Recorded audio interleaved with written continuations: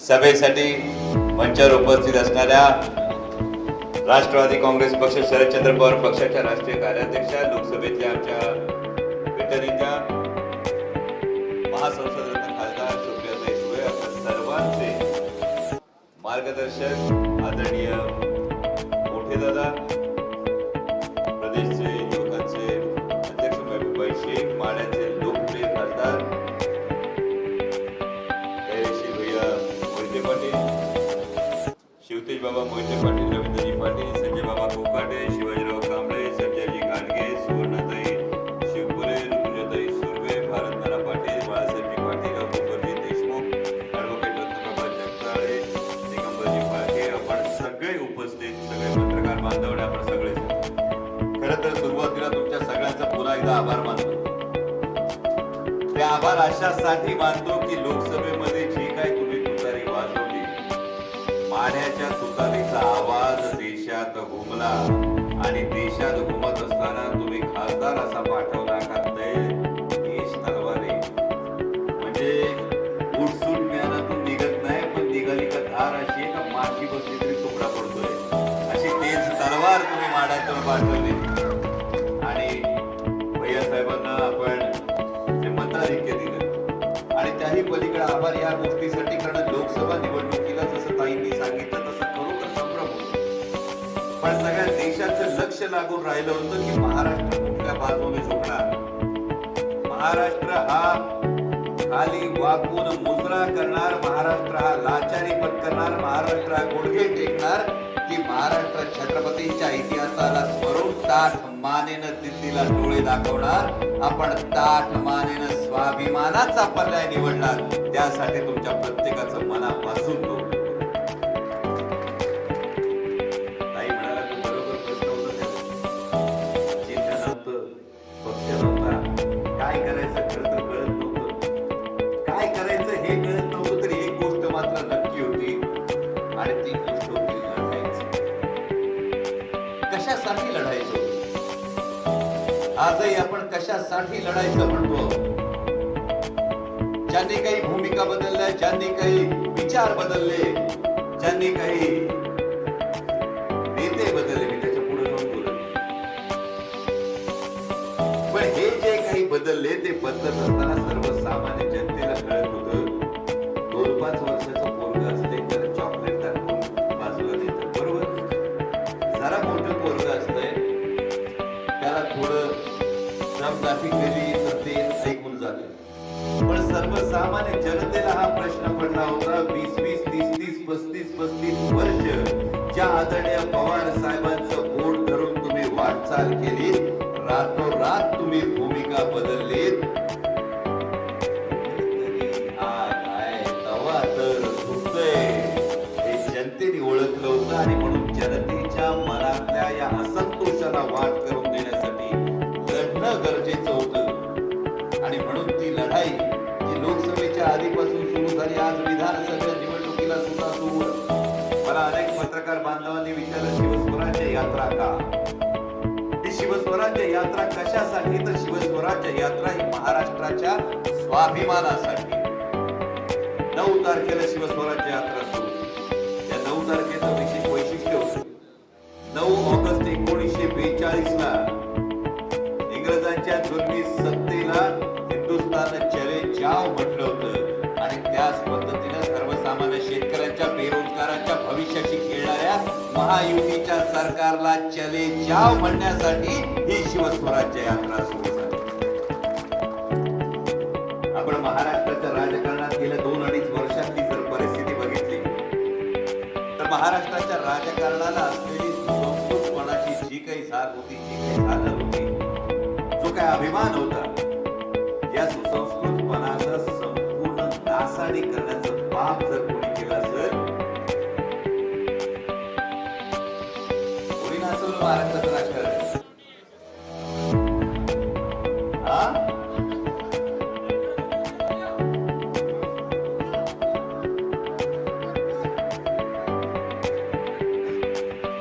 महाराष्ट्राचं राजकारण ज्यांनी कोणी नासवलं असेल, विचार करा, गद्दारी करणारा जेवढा दोषी असतो तेवढाच गद्दारी बेरोजगारी करायला लावणारा दोषी असतो.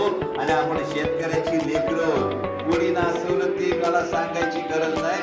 शेतकऱ्याची लेकरं आंब्याची आडी लावतो. आडी लावताना नासका आंबा निघाला, आता आडी बदलतो का आंबा फेकून देतो? मग आता नासवलो कुणी ते ठरवा. आणि आता आधी जर सुरक्षित ठेवायची असेल महाराष्ट्राच्या राजकारणाची, तर कुठल्या नासक्या आंब्यांना बाजूला करायचंय ते यंदाच्या विधानसभा निवडणुकीला ठरवा. कारण मगाशी ताईंनी सांगितलं त्या पद्धतीनं वेगवेगळे कंत्राट निघतात, वेगवेगळ्या योजना येत असताना वेगवेगळे प्रोजेक्ट येतात. आणि मग जरी लोकांना सांगितलं जात असेल की शेतकऱ्यांचं सरकार आहे, तरी हे सरकार कंत्राटदाराचं सरकार झालंय. हे फक्त कॉन्ट्रॅक्टरचं सरकार झालंय. आजचं ताजं उदाहरण, आज बातमी आली महायुती सरकार मधल्या महाराष्ट्राच्या कृषी मंत्र्यांनी शेती विभागाच्या सेक्रेटरीची बदली कशासाठी केली? कृषी मंत्र्यांचं म्हणणं असं होतं का स्प्रे पंप आणि गोण्यांची खरेदी झालीच पाहिजे, यासाठी कृषी मंत्री म्हणत होते. अशा बातम्या वाचण्यात आल्या. आणि सेक्रेटरी महोदया सांगत होत्या तिजोरीत पैसाच शिल्लक नाही, तर ही आपल्याला खरेदीची ऑर्डर काढता येत नाही. पण आता कृषी मंत्र्यांना नक्की कोणाचं भलं करायचं होतं ते ठाऊक नाही. पण कृषी मंत्र्यांनी निर्णय मागे घेतला नाही, त्यांनी थेट अधिकाऱ्यांची बदली करून टाकली, सेक्रेटरीची बदली करून टाकली, एडीजीची बदली झाली आहे. आणि ही बदली होत असताना हेच दाखवून देतं की या सरकारला सर्वसामान्य करत्याचं म्हणणं असं होतं की नमो किसान योजनेमधला पैसा इकडे वळवा, इथं खरी पीक आहे, इकडचा पैसा तिकडे वळवा, तिकडचा पैसा इकडे वळवा. कारण आतमध्ये सर्वे मध्ये कळून चुकतंय महायुती सरकार 100 सव्वाशेच्या आत तिन्ही पक्ष मिळून 100-125 पेक्षा जास्त जागा त्यांना मिळत नाही. आणि मग पेशंट आयसीयू डॉक्टर येतात सांगतात पेशंट आयसीयू सिरियस आहे, आपण काय म्हणतो त्या त्यांचं औषध द्या, पण पेशंट मारतात, बरोबर का नाही? आणि तशीच परिस्थिती झाली म्हणून योजनांचा भडीमार सुरू झालेला आहे. सरकार जाणार ही काळ्या दगडावरची रेग आहे. आणि त्यासाठी आता एका पाठोपाठ योजना येत म्हणजे इतकं की आता काही टीव्हीवर बातम्या सुरू झाल्या तसं मला पत्रकार बांधवांनी सांगितलं. आता पुढच्या काही काळामध्ये वर्तमानपत्रामध्ये टीव्हीवर ज्या काही बातम्या येतील त्याच्यातल्या 100% बातम्यांवर विश्वास ठेवण्याआधी स्वतःच डोकं वापरा. आता बातमी काय सर्वेच्या सूत्रानुसार 177 जागांवर महायुती आघाडी. बातमी काय?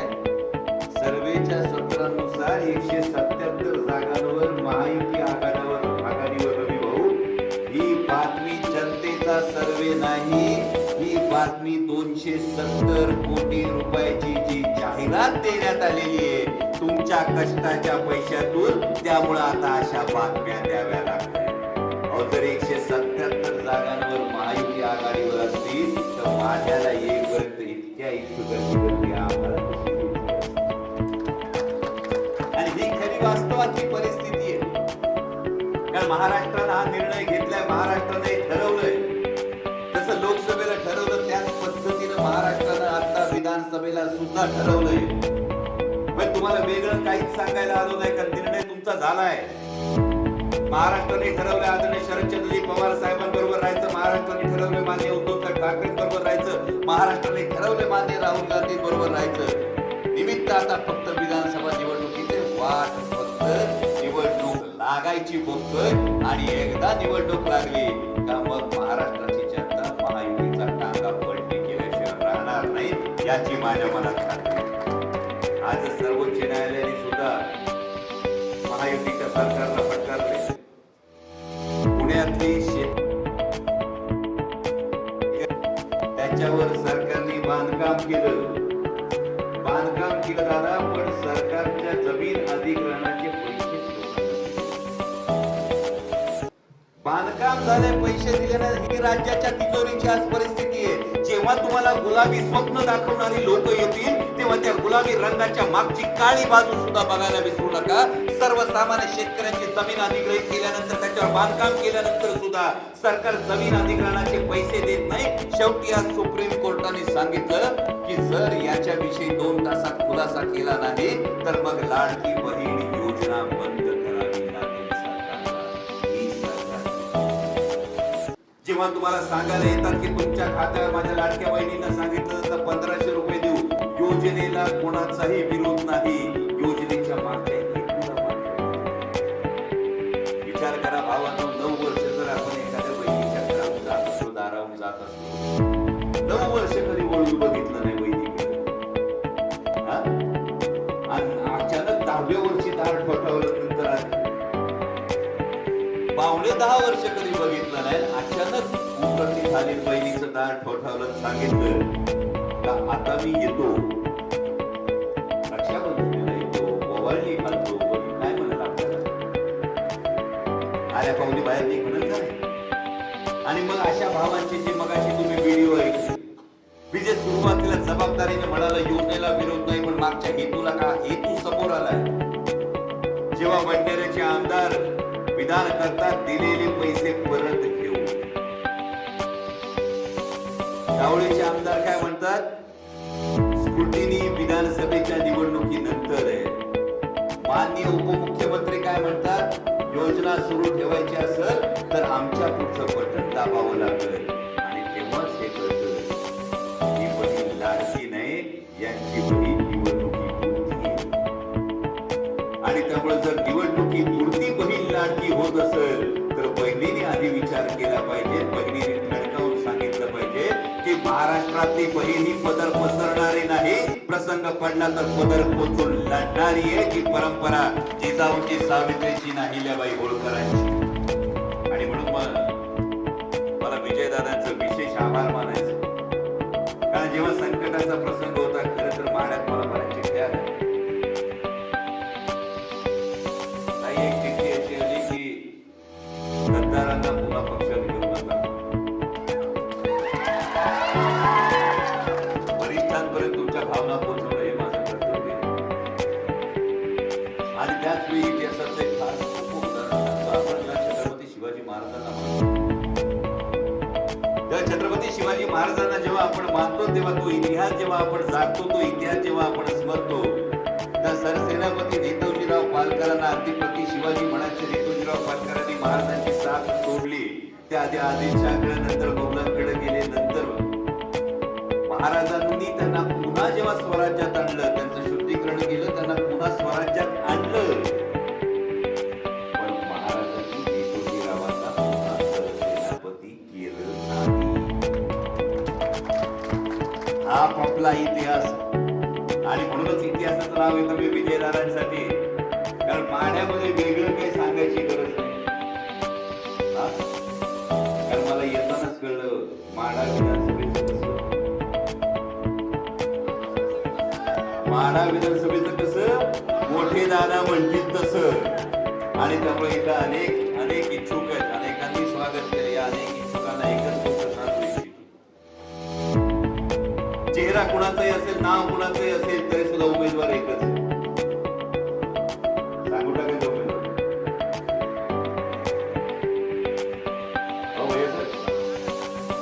तुम्ही सांगितलेलं उमेदवाराचं नाव जाहीर करायचं नक्की.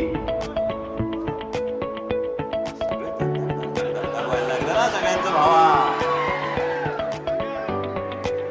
उमेदवाराचं नाव जाहीर करायचंय, पण माझी विनंती आहे, नाव कुणाचंही जरी जाहीर झालं तर त्याच एक उभे नाही, त्याच व्यक्तीला तुम्ही काम करा. मुळी सुटता कामा नये. तुमच्यावर जबाबदारी 52,700 ची जबाबदारी, 52,700 ची. 52,700 मधलं एक पण मत कमी होता कामा नये. कारण तुमच्या उमेदवाराचं नाव आहे आदरणीय शरदचंद्रजी पवार. चेहरा कुठलाही असेल, नाव कुठलाही असेल, आपला उमेदवार म्हणजे पवार साहेब आहेत. कारण पवार साहेब केवळ व्यक्ती नाही, पवार साहेब विचार आहेत. आणि पवार साहेब या महाराष्ट्राचा स्वाभिमान आहे. आपल्याला दाखवून द्यायचं या विधानसभा निवडणुकीत. जेव्हा दिल्लीतले नेते आले, दिल्लीतले नेते येऊन बोलले आदरणीय पवार साहेबांना जेव्हा भटकती आत्मा म्हणाले, तेव्हा माढा विधानसभेतल्या प्रत्येकाचं, महाराष्ट्रातल्या प्रत्येकाचं हे कर्तव्य आहे की आदरणीय पवार साहेब महाराष्ट्राचा आत्मसन्मान आहे हे दिल्लीकरांना ठणकावून सांगायचं आहे. आणि त्यामुळे तुमची ही मोळी अशीच एकजूट राहील आणि ही एकजूट राहत असताना लोकसभेला जो 52,700 मताधिक्य जे तुम्ही दिलं याच्यात आणखी वाढ करून एकच लक्षात ठेवा, लोकसभेला काय म्हणते, आपला माणूस आपला खासदार. विधानसभेला काय म्हणायचं, का आमदार हवा चेहरा नवा.